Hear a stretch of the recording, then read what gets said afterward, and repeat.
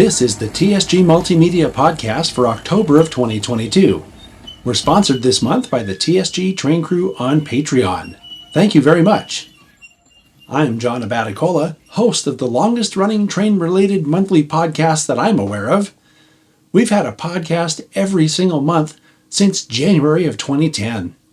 It comes out on the first Saturday of every month on all the major podcast places like iTunes and Google Play.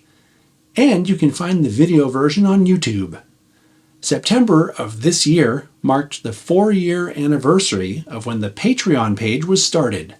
Back in 2018, I realized it would take a long time for YouTube monetization to grow enough to make a difference in our monthly budget. So I started a presence on Patreon to help make up the difference while providing some really cool rewards to the people who appreciate what we do here enough to chip in a couple bucks a month. Since that time, we have grown the TSG Train Crew to the point where it helps out quite a bit. The TSG Train Crew is what I call our patrons on Patreon. Anyone who signs up gets early access to most of the features that get released to the channel, as well as a behind-the-scenes perspective that no one else hears about. You're invited to add your support to our efforts by visiting patreon.com/TSG Multimedia. Not only will you help support the content you love, but you'll also be recognized every single month on the video version of this program, and you'll enjoy that behind-the-scenes stuff I just talked about. Now on to the recap of last month's events. Hi, this morning the newest podcast comes out. That'll be the one that came out last month on the first Saturday.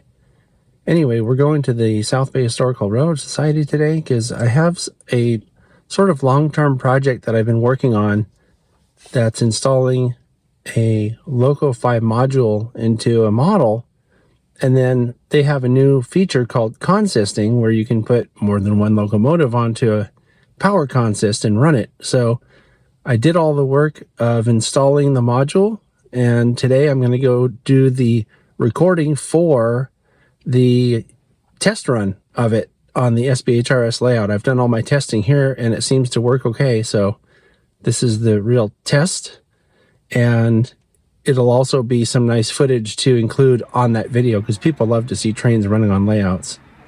So we're going to go do that today, and if anything really exciting happens over there, I'll let you know. All right, so I'm back from the South Bay Historical Railroad Society. I got all the shots that I needed, and it was really important to me because I've been working on this project for this LocoFi module for a long time, and these were the final shots for that video. So it was great to get those shots. Nice to see some friends that we haven't seen in a while. And that's it for today. Signing off.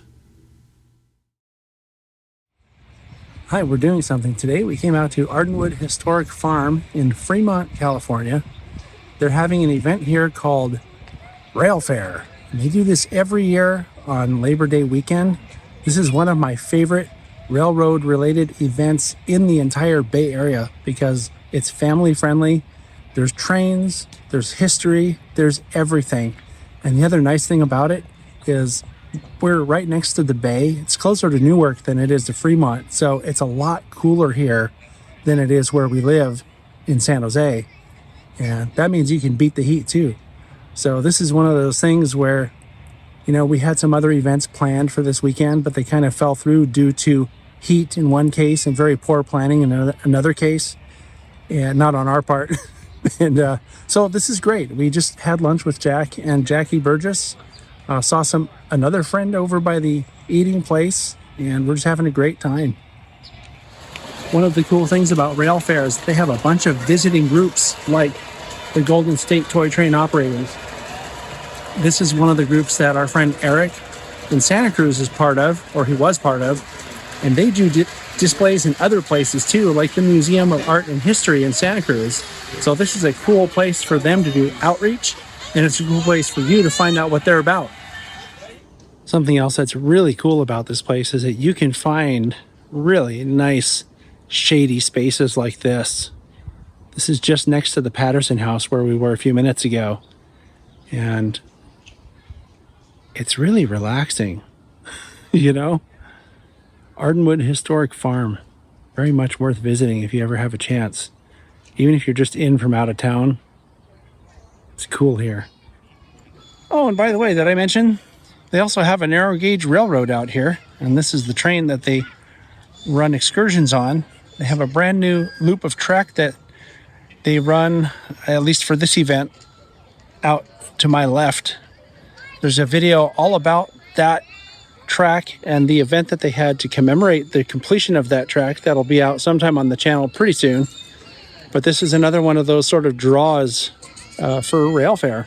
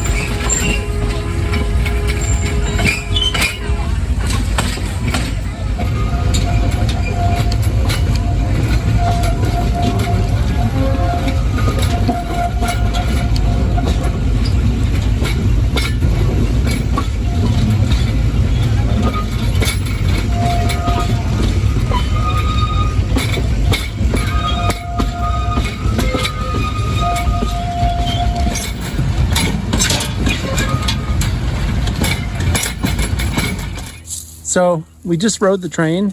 It was actually a nice ride. It was a short ride. It was only about 10 minutes, maybe 15. And we got to traverse their new loop that I mentioned before. It's a part of the park that people didn't used to get to see, but now with the new loop they can. But I came on right now to tell you that Ardenwood Historic Farm is actually a working farm. So if you come out here, you can see things like cows. They also have chickens. They have turkeys here. I've seen peacocks here. They have a lot of stuff. You'll see crops. It's a really cool place. Did I mention it's a really cool place? You should come here sometime. And here's a display by the Diablo Pacific Short Line. You can see they have a pretty big oval of track. This is where people set up their stuff. And it looks like we have a Southern Pacific train headed our way.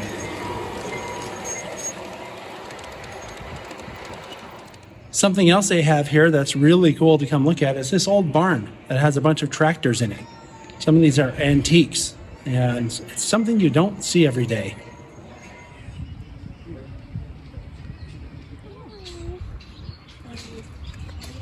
Something else they have here that they've had every time I've been here is a display with live steam engines.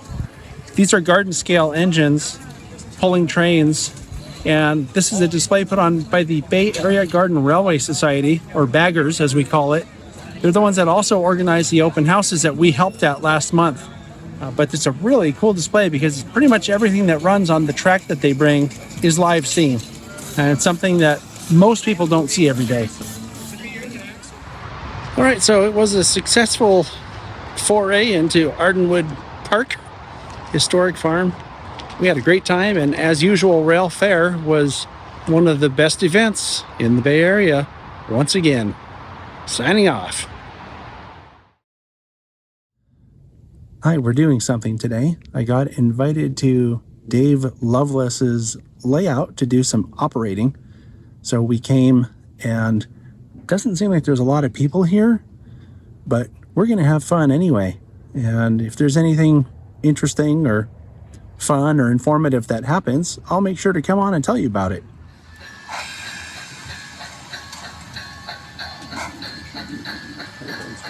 I took some video of this job that I think they refer to as the sand train. This is a job that I've never done on this model railroad before. It was a lot of fun.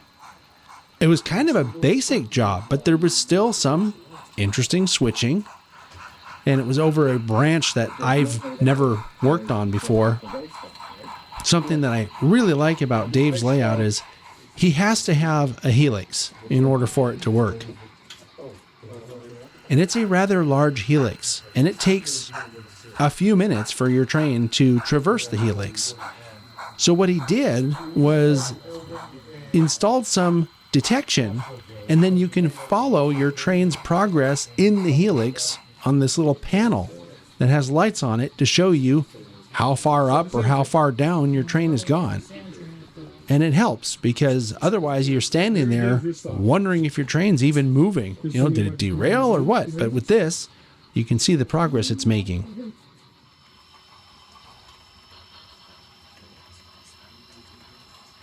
I did 4 or 5 jobs here today, and most of them are jobs I haven't done here before. And you know, the good news is they were all fun again. So Dave has a really fun to operate layout, and it runs really well, meaning the equipment and the track and everything works well together. There's not a lot of derailments or issues with track.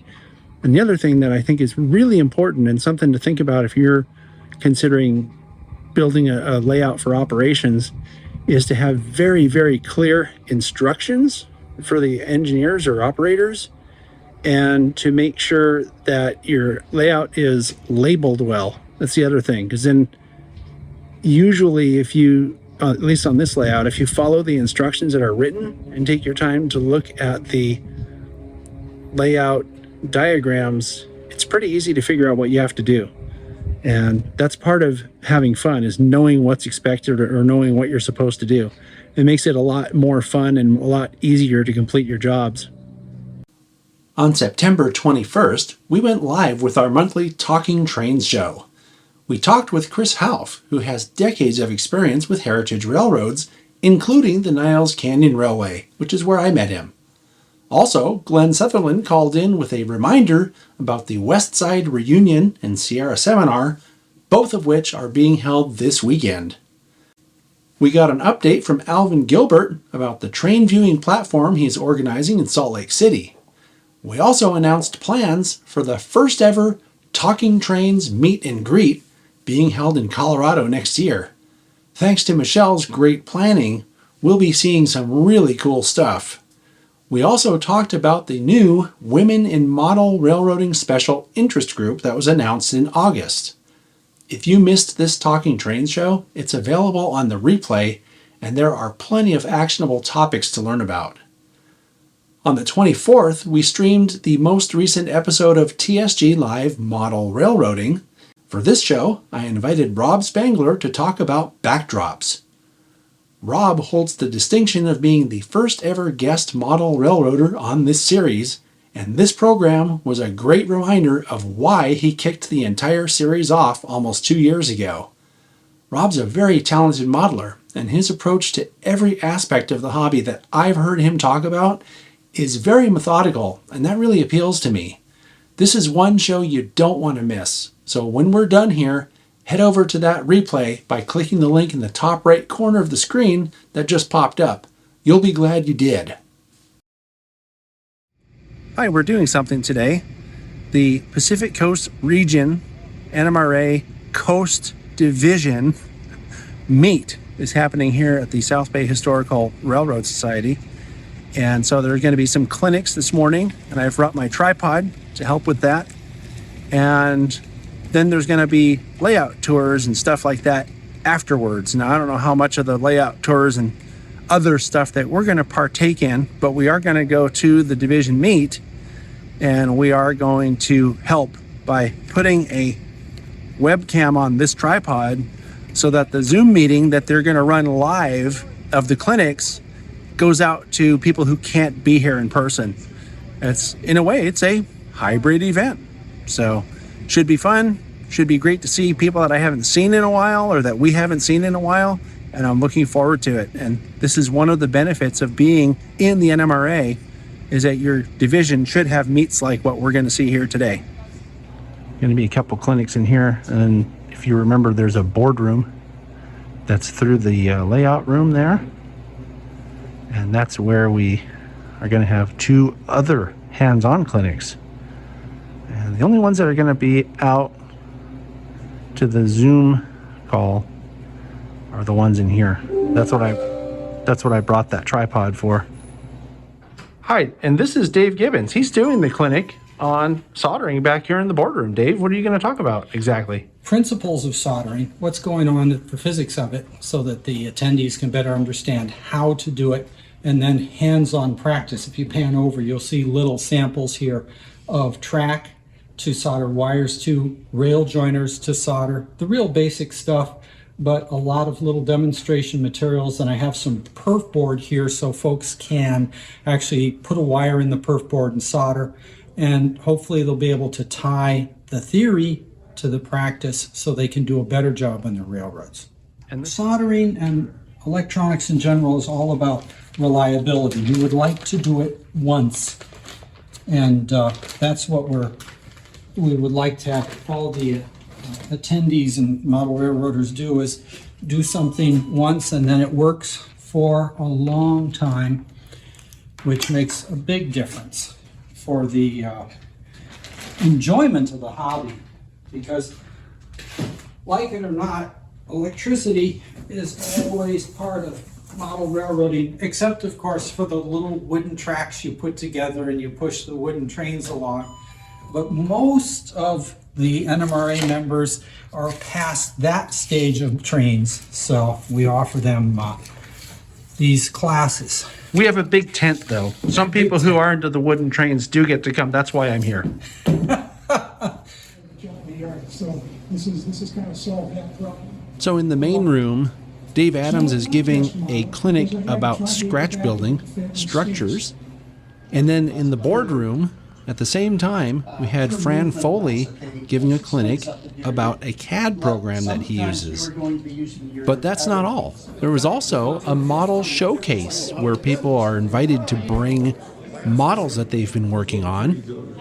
And there's some really talented modelers in our area. It's very cool to be able to catch up with people that we haven't seen in some time and see the models that they've been working on. And also just getting to hang around and talk and joke and have generally a good time. There was even this interesting use of Arduinos to animate a crane. This was brought in by Earl Gerbavon, who also did one of the clinics in the main room. And a lot of maintenance and a lot of detail. The loading dock was always temporary. You never know what you're going to see at these events, but you do know that you'll have a good time and catch up with friends. He follows me everywhere. Hi, so we're just finishing up here at the Santa Clara Depot, and I have to say it was a very interesting event. The clinics were put on by Dave Adams and Earl Gerbavon, both really good clinics. There were two other clinics. One was about soldering, and the other one was about a CAD program that Fran Foley gave in the boardroom. But what I wanted to say about it is that the event's not actually over. It's only about 1:10 or 1:12 or 1:15, somewhere in that range right now. And the second part of the event is that there are a bunch of layouts in the area that are open that people can go check out. So most of the people who were here attending the clinics are now going to lunch, and then they're going to go visit a bunch of these open layouts. So this is something that if you are in a good division of the NMRA, you'll have similar events. And it's a great reason for you to join the NMRA, to get involved with your region and your division and put on events like this, or to attend events like this. And now for our catch of the month. We're running light this month with 2 entries from Dennis Loudon. On this first shot, we see the Union Pacific SD70 ACE number 1111, known as the Powered by Our People unit. This was taken in St. Paul on July 31st. This shot is the Twin Cities and Western transfer, leaving the CP yard in St. Paul, Minnesota, on its way back to Montevideo. This locomotive is a former Great Northern locomotive which was sold from BNSF to the Twin Cities and Western Railroad. Thanks for sharing, Dennis. If you have a catch of the month that you'd like to share, please send it to podcast@tsgmultimedia.com. Be sure you own the shot and include the what's, when's, and where's of the shots you send in. And now for this month's program schedule. On October 5th, we have LocoFi consisting. On October 7th, we have a product spotlight. October 8th is a Southern Pacific layout tour with Wayne Floyd. On October 12th, it's the SBHRS Golden Spike and Ribbon Cutting. On October 14th, we have another product spotlight. Then on October 15th, it's Chasing Trains, Niles Canyon Railway and SBHRS. On October 19th at 4 p.m. Pacific, it's TSG Live Talking Trains. On October 21st, we have another product spotlight for you. On October 22nd, it's the return of Model Railroading with Jack Burgess. On October 26th, we have the F7A simulator from the Colorado Model Railroad Museum. On October 28th, we have a product spotlight, and it's our top secret producer's birthday. On October 29th, we have a great video of the Western Pacific Railroad Museum in Portola, California. So you may have noticed that the program schedule is a little more robust than what we're used to. You may have also noticed that we didn't go out and about as much this month. These two things are related, as I edited a lot of programs in the past month in preparation for what I call our busy season. Not busy as in going out and recording things, although October is going to be quite busy for us in that regard. But busy as in, this is the time of year when the channel will get a lot more views and new subscribers than what we've had compared to the past 6 months. I haven't figured out why this happens, but it seems to happen every year, and I like to provide more content for that reason during these next 6 months or so. So as I mentioned at the start of the show, September marked the 4th year anniversary of TSG Multimedia on Patreon. It wasn't an easy decision to make back in 2018, but it has proven to be a good one. Our Patreon community is a great way to stay in touch with the people who appreciate the work we do here the most, and a great way for our supporters to ask questions and learn things about our processes that they otherwise wouldn't have a chance to. I want to take a minute to thank all of the supporters, both past and present, you know who you are, for helping out. Here's a current list of our active supporters. If you know someone on this list, thank them for helping out. Better yet, join us on the TSG train crew by visiting patreon.com/TSG Multimedia. And before I go, I want to mention one last thing. The South Bay Historical Railroad Society is holding their fall open house on the first weekend in November. This year, that'll be November 5th and 6th.